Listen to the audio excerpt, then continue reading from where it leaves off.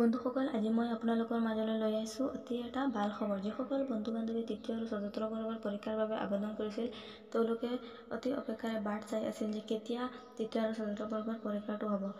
গতিকে ইতিমধ্যে আমাৰ ডক্টৰ হিমন্ত বিশ্ব শৰ্মা ছাৰে যোৱাকালি লাইভ যোগে জনাই দিছিল যে তৃতীয় আৰু চতুৰ্থ বৰ্গৰ পৰীক্ষাটো অতি সোনকালে আৰম্ভ হৈ গৈ আছে। মই আপোনালোকক হিমন্ত বিশ্ব শৰ্মা ছাৰৰ ভাষণখিনি শুনাম। গতিকে আপোনালোকে ভিডিঅ'টো প্ৰথমৰ পৰা শেষলৈ মনোযোগেৰে চাই যাব, তেতিয়াহে আপোনালোকে গম পাব।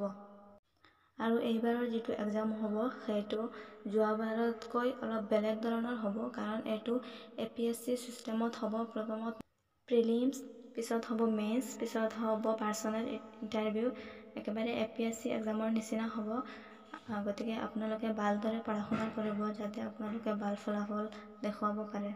আৰু যদি মোৰ চেনেলত নতুন আহিছে, তেতিয়াহ'লে মোৰ চেনেলটো ছাবস্ক্ৰাইব কৰি ৰাখি দিব, লগতে এটা লাইক দি দিব। এতিয়া আপোনালোকে হিমন্ত বিশ্ব শৰ্মা ছাৰৰ ভাষণখিনি শুনক। কেতিয়া হ'ব এক্সাম, কেনেকৈ হ'ব, কি হ'ব, আপোনালোকে ভালদৰে শুনক। ADREৰ পৰীক্ষাসমূহ কেতিয়া অনুষ্ঠিত হ'ব সেই বিষয়েও মোক প্ৰশ্ন কৰে।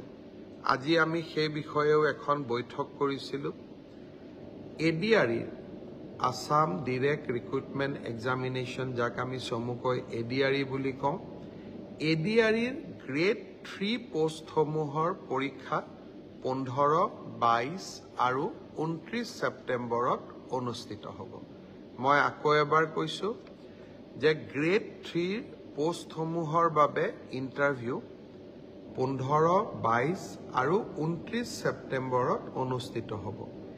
এই পৰীক্ষা এইবাৰ লোকসেৱা আয়োগে পতা পৰীক্ষাৰ আৰ্হিত হ'ব।